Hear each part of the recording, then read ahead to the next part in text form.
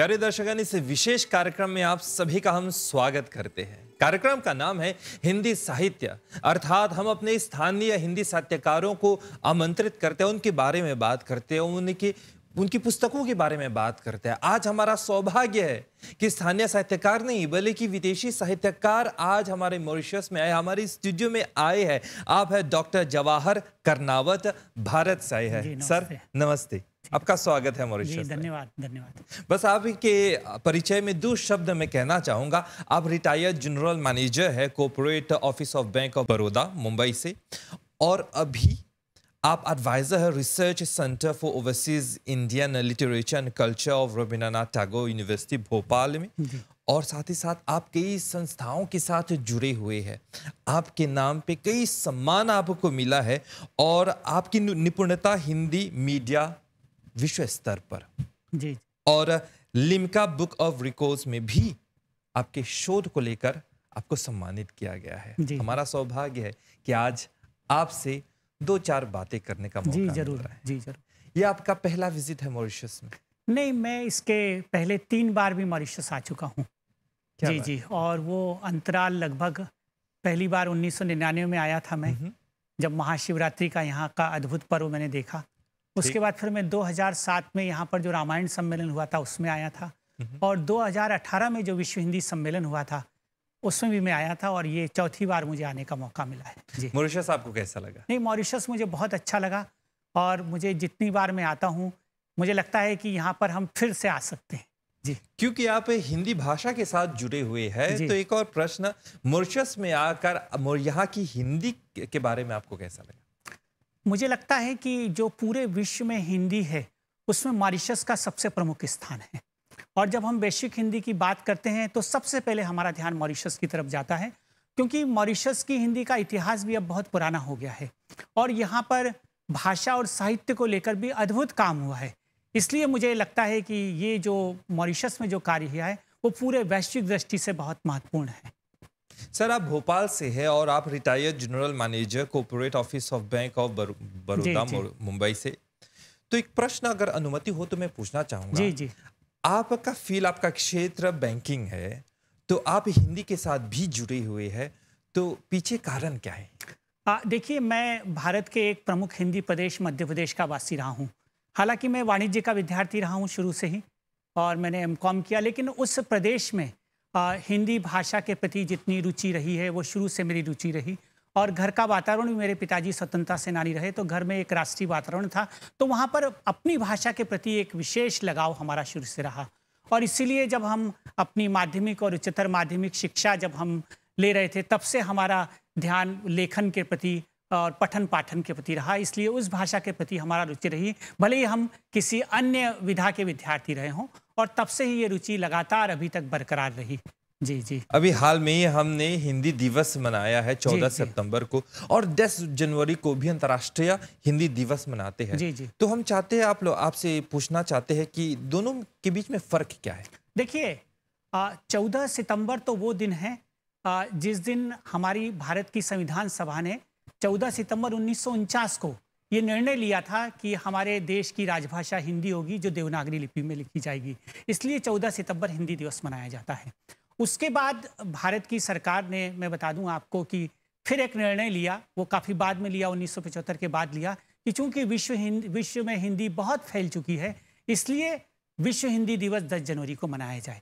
और ये 10 जनवरी को भी इसलिए मनाया जाता है कि पहला विश्व हिंदी सम्मेलन नागपुर में 10 जनवरी 1975 को हुआ था, इसलिए 10 जनवरी को विश्व हिंदी दिवस मनाया जाता है। और आपको बताएं कि पहला विश्व हिंदी सम्मेलन में हमारे मॉरिशस के कई साहित्यकार वहां पे जाकर उन्होंने भाग लिया। जी। और पहली बार के लिए मॉरिशस से एक नाटक टोली वहां पे गए। जी। और उन्होंने एक नाटक का मंचन किया वहां पे। जी। क्योंकि आप विश्व स्तर की हिंदी के साथ जुड़े हुए हैं, तो विश्व स्तर की हिंदी के बारे में मैं पूछना चाहूंगा। तो विश्व स्तर में हिंदी का स्तर कैसा है? देखिए, मैं आपको बताऊं कि विश्व स्तर पर हिंदी तो लगभग अब 200 साल से अधिक मैं मानता हूं, क्योंकि आप देखिए कि पूरे विश्व में हिंदी शिक्षण के कारण जो है हिंदी का फैलाव लगातार रहा है। अगर आप जापान को देखें तो वहाँ पर 100 वर्ष पूर्ण से वहाँ पर हिंदी की पढ़ाई हो रही है। आप जितने गिरमिटिया देश हैं, बल्कि मैं तो कहता हूँ आप मॉरिशस को ही ले लें, 1834 में जब हमारे गिरमिटिया के रूप में यहाँ पर आए, और उसके बाद जो यहाँ पर बैठकाएं शुरू हुई तो हिंदी शिक्षण शुरू हो गया, और वो बैठकाएं यहाँ आज भी प्रचलित हो रही हैं। तो हमारे जितने महाद्वीप हैं, चाहे यूरोप महाद्वीप हो, चाहे आप ऑस्ट्रेलिया महाद्वीप हो, आप देखें तो वो विश्व में हिंदी शिक्षण। दूसरा जो आपको बताऊं कि जो भारत की समृद्ध ज्ञान परंपरा रही है, उस ज्ञान परंपरा के अध्ययन के लिए भी पूरे विश्व में हिंदी और संस्कृत का अध्ययन किया गया। आप देखते हैं कि जो हमारे कई विश्व के विश्वविद्यालयों में जो इंडोलॉजी विभाग होता है, भारतीय प्राच्य विद्या का विभाग होता है, तो अगर भारत की प्राच्य विद्या को जानना समझना है तो लोग चाहते हैं कि हम उसको मूल रूप से उस भाषा में जानें। इसलिए भी लोग हिंदी और संस्कृत की पढ़ाई पूरे विश्व स्तर पर इसको सीखना चाहते हैं, जानना चाहते हैं, और उसके बाद उसका अध्ययन करना चाहते हैं। जैसे आपने देखा मॉरिशस में भी रामायण का महत्व है, रामचरितमानस का है। तो इस रामचरितमानस ने भी कितने देशों में इस पर काम किया, तो उसके लिए लोगों ने वो भाषा सीखी, उसके बाद उसका अध्ययन किया और शोध कार्य किया। तो ये पूरे विश्व में हिंदी के फैलने का ये भी एक प्रमुख कारण रहा है। जी, भाषा को अगर लेंगे, हिंदी को अगर लेंगे, तो पहले के ज़माने में भाषा जो है, हिंदी जो है, वह एक धार्मिक भाषा हुआ करती थी। फिर धीरे धीरे करके समय के साथ व्यवसाय की भाषा बन गई है। अब जब हम पूरे विश्व के बारे में बात करते हैं तो हिंदी संप्रेषण की भाषा बन गई है। तो आगे चलकर आपके हिसाब से हिंदी किस तरह की भाषा बनने वाली? देखिए, मैं ऐसा मानता हूँ कि जो हिंदी का रूप पहले कुछ और था, फिर वो खड़ी बोली के रूप में आई हैं। अब हिंदी का जो रूप है, अब बिल्कुल एक फंक्शनल हिंदी हो गई, वो व्यवहारिक हिंदी हो गई। आपने देखा होगा उसमें अंग्रेजी के भी शब्द आ जाते हैं क्योंकि नई पीढ़ी उसका रही। तो इस प्रकार अब ये जो व्यवहारिक हिंदी के रूप में हिंदी का प्रचलन बहुत बढ़ गया है। दूसरा, आपने ये भी देखा होगा कि किसी समय भारत की बड़ी बड़ी सभाओं में या हिंदी में बात नहीं होती थी। मैं तो एक कारपोरेट ऑफिस में रहा हूँ, बैंक के, जो पूरा अंतर्राष्ट्रीय स्तर पर जिसका है, तो वहां पर बड़ी बड़ी बैठकों में पहले केवल अंग्रेजी में बात होती थी। लेकिन आज आप ये देखेंगे तो उसका वो स्वरूप है कि 50% से ज्यादा वार्तालाप अब हिंदी में भी होता है। तो इस प्रकार ये जो हिंदी का विस्तार हुआ है, नया स्वरूप जो सामने पाया है, वो एक तरह से व्यवहारिक हिंदी के रूप में है, जिसमें अन्य भाषाओं के शब्दों को, भले ही जो शब्द हमारे अंग्रेजी के तकनीक रूप से आ गए हैं, उनका वैसा का वैसा प्रयोग करके उसका प्रयोग अब लगातार एक बढ़ रहा है। हिंदी संप्रेषण की भाषा है, उसका एक उदाहरण मैं देना चाहता हूं आपको कि हमारे मॉरिशस में कई बांग्लादेश के कई वर्कर्स आते हैं, काम करने वाले लोग आते हैं, उनकी भाषा बांग्ला है। यहाँ की भाषा आमतौर पे हम क्रियोल में बात करते हैं, फिर भोजपुरी में बात करते हैं। लेकिन जब एक मॉरिशन एक बांग्लादेश से आए वर्कर्स के साथ बात होती है, दोनों के बीच में, वे लोग हिंदी का प्रयोग करते हैं। जी जी, प्रमाण मिलता है कि हिंदी संप्रेषण की भाषा बन रही है, बन चुकी है पूरे विश्व में। आगे बढ़ते हैं, आपकी निपुणता है हिंदी मीडिया विश्व भर में, इसके बारे में थोड़ा सा बताइए। देखिए, मैं आपको ये बताना चाहता हूँ कि जो हिंदी मीडिया है, यानी खासकर जो हिंदी का प्रिंट मीडिया, हिंदी की पत्रकारिता है, वो पूरे विश्व भर में फैली हुई थी। और मुझे जब मैं 1999 के विश्व हिंदी सम्मेलन लंदन में गया था, तो मैंने देखा कि एक पत्रिका लंदन से निकल रही थी, कुछ और पत्रिकाओं के बारे में मुझे जानकारी मिली, और वहाँ की पत्रिका पुरवाई में एक लेख भी इसके बारे में, एक विशेषांक छपा था कि भाई विश्व में हिंदी पत्रकारिता विदेश में भी है। तो मेरी रुचि जागृत हुई कि ये तो बड़ा रोचक विषय है, तो इस बारे में काम किया जाना चाहिए। और उसके बाद मैंने जब जानकारी इकट्ठा की तो मुझे पता चला कि विश्व में तो हिंदी पत्रकारिता कितने देशों तक फैली रही। और आप जानते हैं कि जब गांधी जी दक्षिण अफ्रीका गए थे, तो उन्होंने वहाँ पर जो समाचार पत्र इंडियन ओपिनियन निकाला था, तो वो उन्होंने हिंदी में प्रकाशित किया। उसमें गुजराती भी थी, उसमें तमिल भी थी और अंग्रेजी भी थी। तो इस प्रकार जितने हमारे गिरमिटिया देश के अलावा अन्य देश हैं, वहाँ पर भी उन लोगों से संपर्क करने के लिए, उनसे संवाद करने के लिए, उनसे संप्रेषण करने के लिए हिंदी पत्रकारिता की शुरुआत हुई। उसमें हिंदी, आप देखिए इंडियन ओपिनियन में 4 भाषाएं की, यहाँ तक कि मैं आज मॉरिशस में बैठा हूँ, तो मॉरिशस में भी मणिलाल डॉक्टर आए थे, और जब उन्होंने हिंदुस्तानी शुरू किया तो उसमें केवल अंग्रेजी नहीं रखी, उन्होंने उसमें गुजराती से शुरुआत की और बाद में वो हिंदी भी आ गई। तो इस प्रकार, और आपके यहाँ तो एक अद्भुत कार्य मॉरिशस में हुआ है। दुर्गा पत्रिका जो हस्तलिखित निकली, मैंने उसके सारे अंक देखे। 1935 में दुर्गा पत्रिका किस तरह हाथ से लिखकर हिंदी में सारी उसमें विधाएं शामिल होती थी। एक व्यक्ति उसको लिखता था, ज्वालामुखी के नाम से मंगत जी उसे लिखते थे, उसके बाद एक एक व्यक्ति के पास पढ़ने जाती। तो ये अद्भुत काम हिंदी पत्रकारिता का हुआ। और उसके बाद आप देखेंगे कि केवल ये गिरमिटिया देश नहीं, आप चाहे अमेरिका को ले लें, चाहे अब जैसे मैं बता दूं आपको कि अमेरिका में भारतीय स्वतंत्रता आंदोलन के लिए लाला हरदयाल ने गदर पार्टी बनाई थी, और उस समय गदर अखबार निकाला था। अब गदर अखबार केवल अंग्रेजी में नहीं निकलता था, वो हिंदी के साथ साथ हिंदी में निकलता था, वो बंगला में निकलता था, वो पंजाबी में निकलता था, वो उर्दू में निकलता था। कितनी भाषाओं में वो अखबार निकलता था, तो उस समय वो हिंदी का प्रचलन था। मैं अपना शोध कार्य कर रहा था, तो मैं एक बार ब्रिटिश लाइब्रेरी लंदन में एक सप्ताह बैठा, तो मैंने देखा कि वहां पर मेरे सामने भी कुछ ऐसे, जैसे एक तस्वीरी अखबार मेरे सामने आया जो लंदन से निकलता था। तस्वीरी अखबार में तस्वीरें छपती थी, लेकिन उसके विवरण हिंदी में भी छपते थे, उर्दू में छपते थे, तमिल में भी छपते थे। तो आप समझ सकते हैं कि वो उस समय भी हिंदी का प्रचार, लंदन में बैठकर भी उस समय हिंदी उस पत्रकारिता में थी। और उसके बाद आप देखें कि वो पत्रकारिता जैसे जैसे हमारी प्रवासी भारतीय उन देशों में गए, गिरमिटिया देशों में तो बहुत सालों से गए, 1834 से जाना शुरू हो गए, लेकिन उसके बाद जो हमारे अमेरिका के देश हैं, यूरोप के देश हैं, उन देशों में भारतीय नौकरियों के तलाश में गए, बड़ी संख्या में गए, आईटी के या सूचना प्रौद्योगिकी के लिए गए। लेकिन उन्होंने भी वहां जाकर जो हिंदी के, हमारी भारतीय संस्कृति का संवाहन, जो संवाहक के रूप में गए, तो उन्होंने भी वहां पर हिंदी में पत्र पत्रिकाएं निकाले। जैसे अमेरिका में जो पत्रिका शुरू हुई वो पहले हस्तलिखित शुरू हुई, विश्वा। तो इस तरह ये, जैसे लंदन में प्रवासिनी पत्रिका हस्तलिखित शुरू हुई, उसके बाद उसका आगे उसका विकास हुआ। तो इस प्रकार ये जो वैश्विक हिंदी पत्रकारिता है, इसका बड़ा एक रोचक इतिहास रहा है। तो मेरा उद्देश्य यही था कि ये जो हमारी, कम से कम मेरे जो ध्यान में आए 26-27 देशों में जो 120 सालों में हिंदी पत्रकारिता रही है, उसको सामने लाया जाए, विदेश की हिंदी पत्रकारिता का इतिहास। इस तरह ये मैंने कार्य शुरू किया था, 5-7 देशों से शुरू हुआ, लेकिन उसमें 27 देशों में इस तरह का था, वो सामने आया। और उसको मैं अब उसको लिम्का बुक ऑफ रिकॉर्ड ने लिया और उसको अब मैं एक पुस्तक के रूप में ला रहा हूँ, जिसमें हर देश का एक हिंदी पत्रकारिता का अध्याय भी है। जरूर इसके बारे में आपसे पूछेंगे, लेकिन उससे पहले अगर वैश्विक हिंदी के बारे में बात करें, उसका बदलता हुआ रूप हम देख रहे हैं, तो कहाँ तक यह अच्छी बात है या फिर बुरी बात है कि हिंदी की जो खड़ी बुरी रूप है ना, वह लुप्त होता जा रहा है और हिंदी नया रूप ले रही है? देखिए, समय के बदलाव के साथ भाषा बदलती आपने देखा है, और अब जो बदलाव आ रहा है वो आप देख रहे हैं कि जो हमारी नई पीढ़ी है, उसका झुकाव अंग्रेजी की तरफ बहुत ज़्यादा है। तो इसलिए जो हिंदी है वो खड़ी बोली के रूप में तो है, लेकिन उसमें अब अंग्रेजी के शब्दों का बहुत प्रयोग होता जा रहा है। और उसका कारण ये है कि जो पूरा वातावरण है हमारा, उसमें कहीं हमें अंग्रेजी का प्रभाव ज़्यादा दिखता है, और लेकिन भाषा उसको स्वीकार रही है। हाँ, स्वीकार रही है। लेकिन इसके बावजूद एक बात मैं ये कहना चाहता हूँ कि हिंदी का प्रचार प्रसार भी बहुत बढ़ रहा है। आप देखेंगे कि जो इलेक्ट्रॉनिक मीडिया आ गया, सोशल मीडिया आ गया, या जो न्यू मीडिया आ गया, इसके माध्यम से हिंदी जिन स्थानों पर नहीं पहुंची थी, वहां पर भी हिंदी पहुंची है। और जहां जिसका प्रयोग नहीं होता था, वो कितना उसका विस्तार हुआ है, ये भी बात हमको ध्यान में रखना चाहिए कि ये जो व्यवहारिक रूप सामने आया है, इससे निश्चित रूप से भाषा में जो खिचड़ी भाषा का विकास हुआ है, लेकिन उसके साथ साथ उसका विस्तार भी उतना अधिक हुआ है। क्या यह भी मान सकते हैं कि हिंदी के बदलते हुए रूप के साथ साथ हिंदी साहित्य का बदलता हुआ रूप भी आएगा? मैं ऐसा मानता हूं कि वो बदला हुआ रूप भी सामने तो अवश्य आएगा।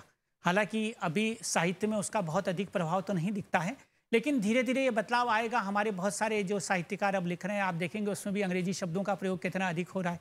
तो ये बदलाव तो निश्चित रूप से आएगा, लेकिन अभी उतना प्रभाव नहीं दिखाई देता है।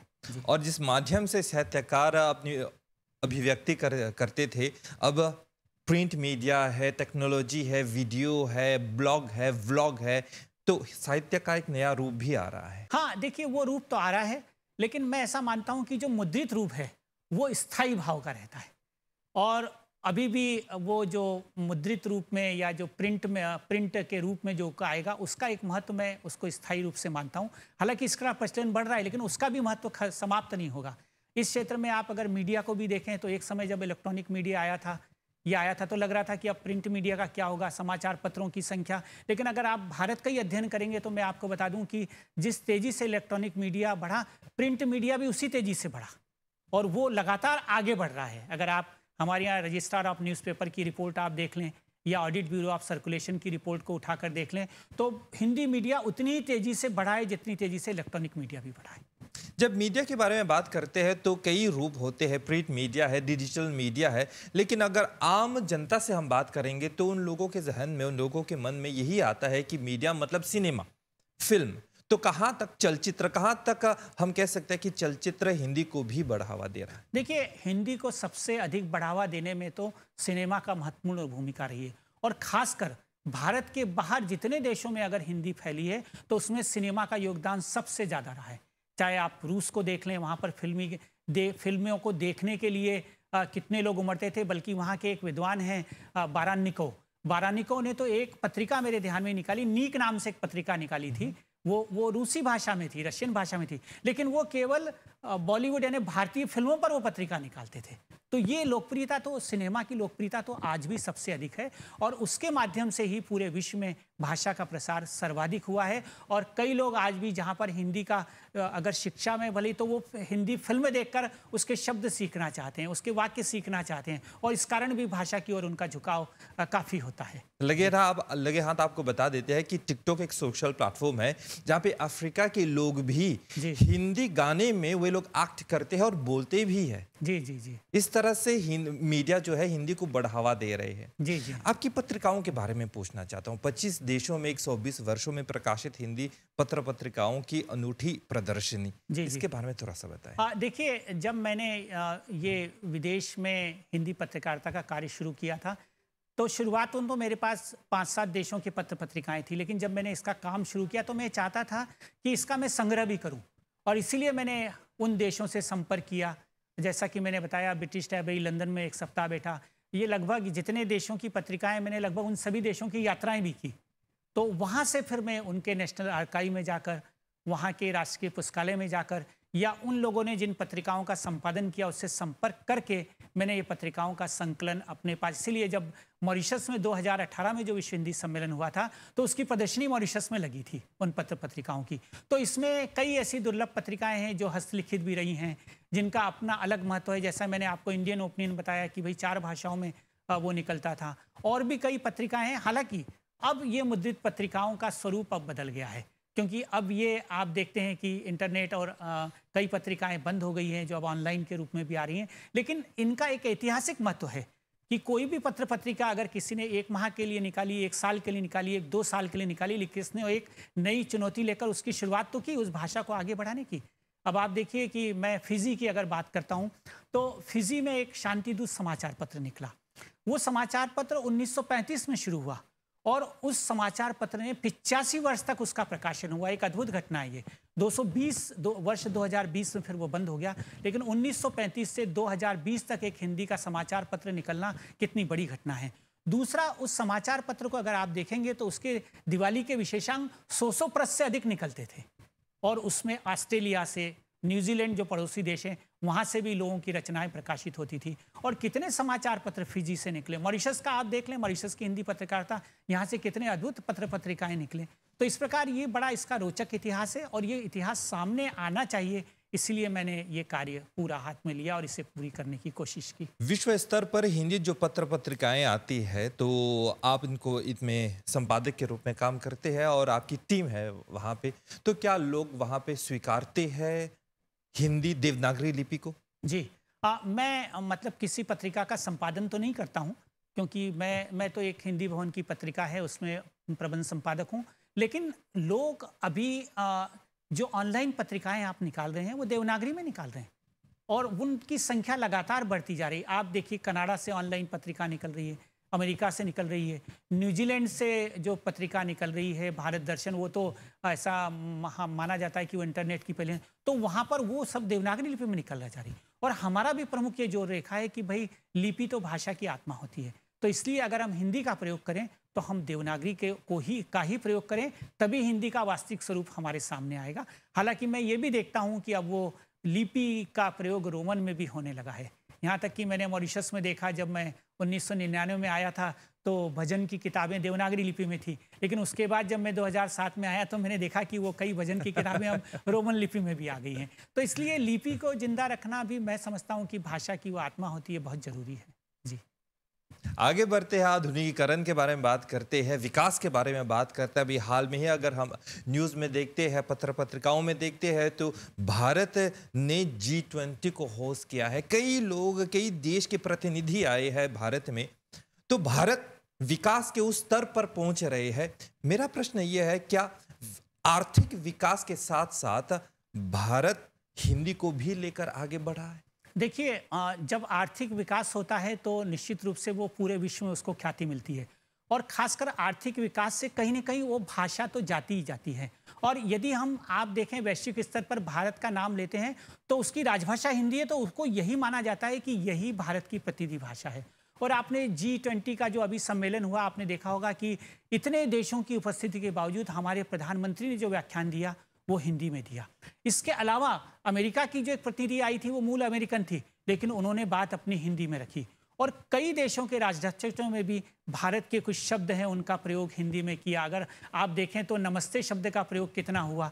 तो इस प्रकार जब आर्थिक विकास होता है तो निश्चित रूप से वो भाषा वैश्विक स्तर पर जाती है, और इसलिए हमें ये भी जरूरी लगता है कि हमारे देश में भी उस भाषा का मान सम्मान और बढ़ता है, और उसको स्थापित करने के लिए हमें प्रयास भी बढ़ाने होंगे। ये भी एक प्रमुख बात है। चलिए, एक बहुत ही बड़ी बात है, आप कह रहे हैं कि वैश्विक स्तर पर हिंदी विकास का मार्ग अपना रही है, हिंदी भाषा आगे बढ़ रही है, ठीक है, लेकिन विकास के साथ साथ कई चुनौतियों का सामना भी कर रही है। तो उन चुनौतियों के बारे में थोड़ा देखिए, मैं ये चाहता हूं कि हिंदी केवल साहित्य की भाषा नहीं रहे, केवल मनोरंजन की भाषा नहीं रहे।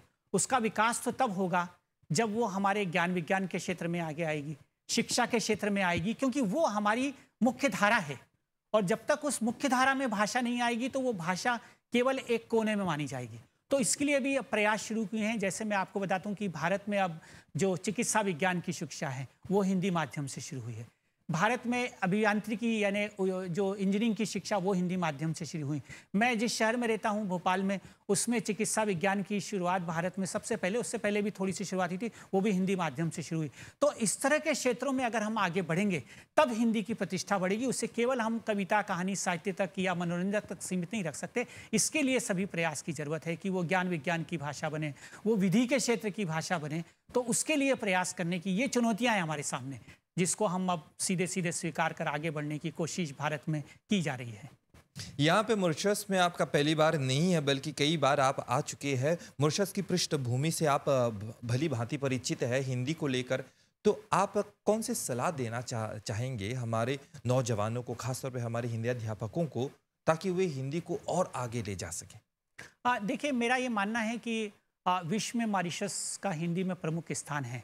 तो वो प्रमुख स्थान बनाए रखने के लिए बहुत ज़रूरी है कि हम हिंदी के महत्व को भी यहाँ पर कायम रखें, स्थापित रखें। मैं मानता हूँ कि जैसे जैसे वक्त बदल रहा है वहाँ पर अंग्रेजी का महत्व बढ़ रहा है। आपके यहाँ तो अभी क्रेओल का बहुत अधिक प्रचलन है। वो भाषाओं के साथ साथ हमें हिंदी को भी अपनाए रखना चाहिए, क्योंकि ये तो एक तरह से, मैं ये तो नहीं कहूँगा मॉरिशस का अपना अलग महत्व है, लेकिन एक तरह से ये भारतीय मूल के लोगों का भी एक बड़ा प्रमुख स्थान है। और यदि वही हिंदी को नहीं रखेंगे तो फिर यहाँ हिंदी को कौन रखेगा? इसलिए मैं कहता हूँ कि अन्य भाषाओं के साथ साथ हिंदी का अध्ययन, अध्यापन, उसका प्रयोग, लेकिन यहाँ पर देखते हूँ कि मैं यहाँ के सामाजिक सांस्कृतिक जीवन में भी हिंदी का बहुत अधिक महत्व है।